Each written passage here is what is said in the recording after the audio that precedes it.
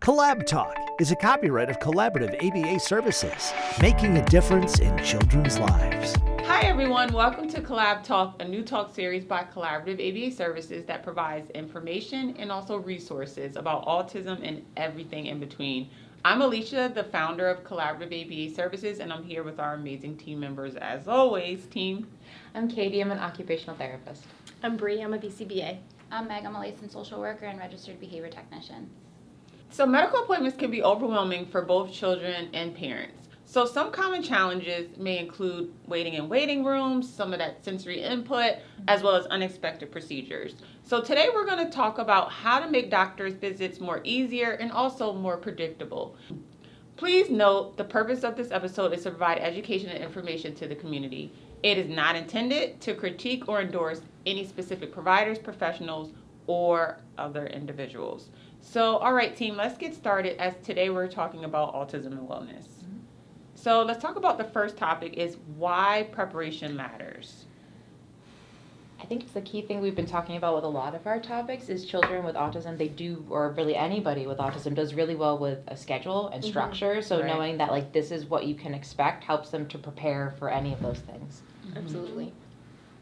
Right. And I agree because also when kiddos know what to expect, it also reduces anxiety levels. Yes. Yep. And as we know, when kids feel a little anxious, that also can be a factor or can be something that contributes to some behavior episodes. Well, same with everybody. Like anybody who's nervous or more anxious about Right. something, the harder it's going to be. So the calmer everybody can be, including the parent, right? Like, so you're creating that schedule for your kid, but then also you kind of know, like, this is the sequence that I'm going to take and I'm going to initiate. So it kind of helps on both sides too. Mm-hmm. Right. It helps with supporting emotional regulation Oh, yeah. as well as those communication skills. Mm-hmm. So next topic to look at is tools for preparation. Yeah.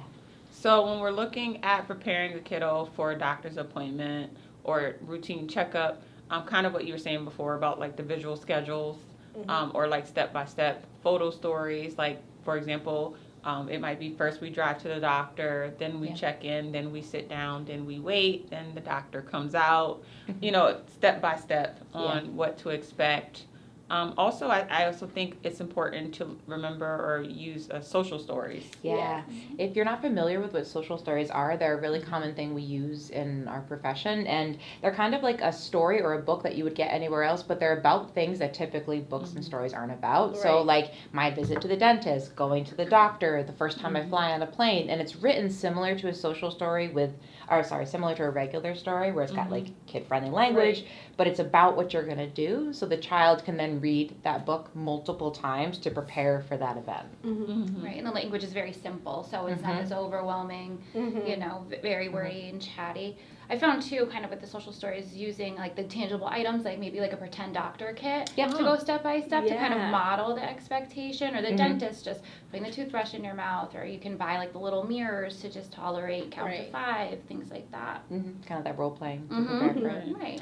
And they do have like children's books, but I feel like you guys were mentioning the language is a lot more complex and maybe it's a story versus social story is very just like we're gonna walk into the doctor's office, then we have to wait, like very step by step. And if your child is currently getting services, you can ask the professionals you're working with, hey, I'm nervous about them going to the dentist for the first time. Can you guys help me with this? And they'll be able to create a social story for you. But you can also go on Google or YouTube and look for social stories for this because this is a common theme. And there's lots of people that have created more kind of global ones that you can use, or you can go on Canva or it's my storyboard, right? I think, and they have templates that you can use, so you could create one for your specific doctor if you wanted. And use pictures of your specific doctor's office or whatever it may be. And there's apps as well, so you could put it, if they use a device or an iPad as their comforting item, you could put it right on there. I found too, a lot of providers are really accommodating. So if you, call and say, they're new to the office or they've moved offices or something like that, they'll let you just kind of come in and let them explore without, a formal appointment to kind of desensitize to the environment. And I found too, if waiting is hard, you can just call when you get there and say, hey, we have a hard time waiting in the waiting room. Can you call us? We'll be in the car when, you know, Yes. we're ready. Yep. Mm-hmm. I think COVID made that a lot more accommodating too, that. and I think that's one of the benefits of that kind of transition is that now people are more open to that. Like waiting in the waiting room can be like a germy environment. So even if just like you're like, hey, I don't want to expose my kid to all the germs, I want to wait in the car. That's fine. They're totally fine with that.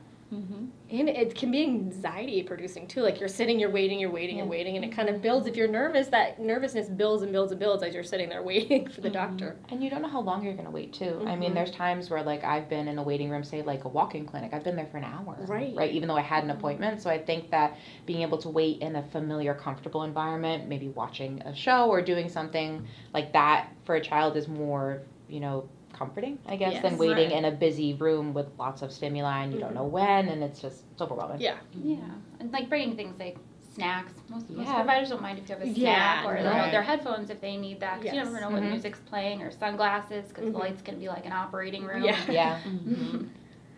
So in addition to tools for preparation, another topic or thing to think about is building a supportive relationship with providers is critical. Kind of like Meg, what you were saying about calling the doctor's offices and like bringing a snack. Kind of like what you guys were mentioning too, like asking if you can wait in the car. It all goes back to building that supportive relationship with the providers because it's like a two-way communication. And it's also important that when you have providers, also making sure that they are versed or have some type of knowledge about autism is critical. Yeah, and you can call too, like if you have, say, a pediatric practice that has multiple providers, you could ask and say, hey, you know, and you don't even have to disclose. If you don't want to say autism, you can say, you know, my child get really nervous at the doctor. Do you have any doctors that are really comfortable with kids that are very anxious or kids that have, you know, sensory challenges? And there might be, you know, say like one provider in that office that is really great at that. And they're like, okay, we want to, you know, give you an appointment with Miss Meg because she's going to be able to really help with that. Absolutely. And then also sharing some key information about your child.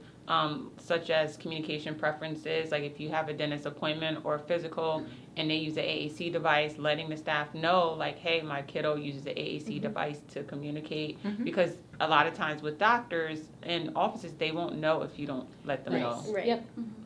So that's important. Also, letting them know, like, if there's certain triggers, like, hey, you know, in the dentist office, my kid has a hard time with loud noises, then, you know, they can accommodate, maybe give them headphones, or, you know, maybe their cleaning techniques, they might use a different tool that doesn't make as much noise. So those are things to also consider. So another thing to consider too is sensory and environmental strategies are another thing to consider as far as preparing for those, you know, wellness appointments. And one of the things that comes to mind is, you know, having that toolkit or that bag that you travel with. And in that bag, it could include some comfort items for your kiddo, such as like weighted blankets or like kind of like their favorite snacks or favorite toys that kind of help keep them calm.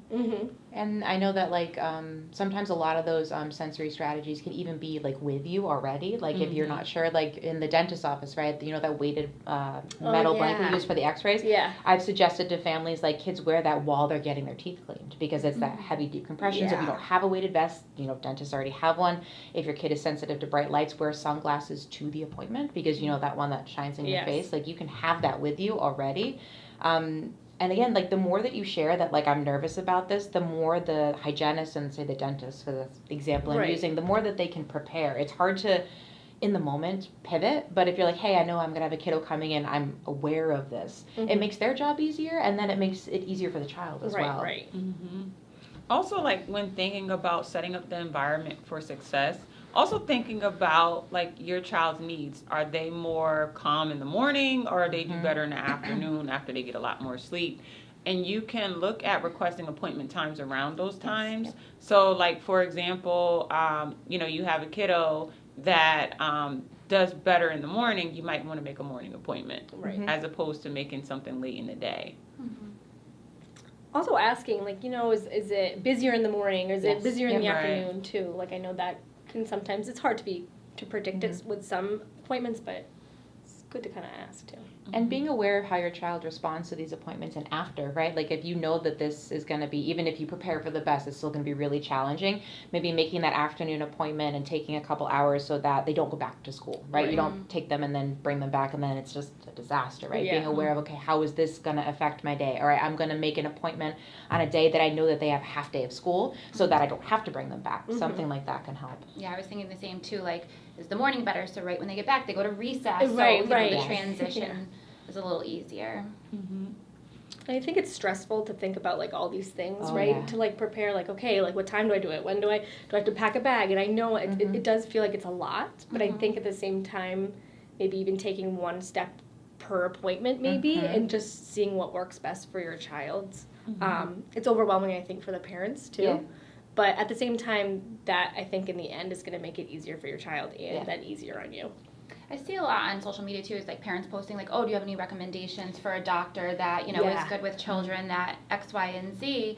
So I think kind of using those resources too, like on social media and community resources to kind of find out like, oh, and then creating those networks, like what's worked for you in the past, you know, and find those commonalities and help prepare each other. So the next thing to think about when preparing for a wellness appointment or any appointments in general is what to do during the appointment. What are some things to think about?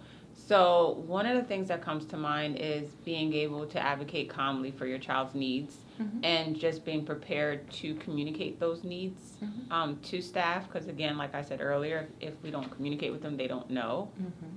Also, you know, you want to use reinforcement. So like offering praise for your child sitting quietly and calmly. Breaks, if you're seeing that they're getting a little antsy in the waiting room, you can say, hey, let's go take a break, and just communicate with the staff like, hey, I'm going to take my kiddo for a break. Give me a call or text me if that's possible when you're ready. Or even if the kiddo does well for their medical appointment, giving them some type of reward or acknowledging what they did well. It kind of goes back to ABA, where we want to increase those desired behaviors are key. Also, like during the appointment, also staying in tune with your child's body responses or body language. If you're noticing that, you know, they're feeling a little fidgety or they're a little antsy, it's kind of like, okay, or what we call like precursor behaviors before we get to the big behavior, being able to step in and intervene early is critical. I think giving choices too, because when you get in the room, sometimes like, you know, the paper rustling. Oh, I know. You know, do you want to sit on the table or do you want to sit in the chair? Right. You know, when they take their weight, like if they don't want to take their shoes off, like pick your battles. Yeah. Right. What's a pair of Crocs gonna add? Right. You know? Like, seriously. And I think if you're going for an appointment where your child is ill and you're getting medication, like saying, hey, is that going to be a liquid? Is that a pill? Is that a cream? Like, oh, my child really struggles to have this. Like, do you have a suggestion? Just because then they can put that in the prescription when they send it to your pharmacy versus when you get to the pharmacy having to modify that. So just asking for that, I think, is helpful. Can it be flavored? Like, all those things. And then after the visit is another thing to consider. So after the visit, one of the things you want to do is reflect with your child and, you know, talk about or think about what went well and what didn't go well. So then you can plan ahead and accordingly for the next appointments is critical. Yeah, I think too, like if you find their struggles, you know, if your child is getting ABA services, work on those things at home. You know, I know at home we've worked on like the blood pressure cuff and tolerating that, and like I said, like the dental thing. So it's something that you can carry over to practice at home, like just within your family or with providers also. Right. So just kind of reflecting on the visit and use it also as a teaching moment. Like if something went well, then keep doing it. If something didn't go well, then change it for the next appointment. So in closing for today, we encourage families to view wellness as part of their child's overall growth and not just medical care. Remember that advocacy is a form of care. With preparation, empathy, and partnership, medical visits can become less stressful and also become more empowering. Thanks for tuning into this episode of CollabTalk. If you find this information valuable, please don't forget to like, subscribe, and also hit the bell so you never miss an episode. Got thoughts or questions? We'd love to hear from you and also want to keep this conversation going. To learn more about Collaborative ABA Services, go to our website at www.collaborativaabaservices.com. Also visit our additional social media pages, including our new online merch store at collaborativeabastore.com. Our social media pages include Instagram, Facebook, LinkedIn, and TikTok. See you later. CollabTalk is a copyright of Collaborative ABA Services, making a difference in children's lives.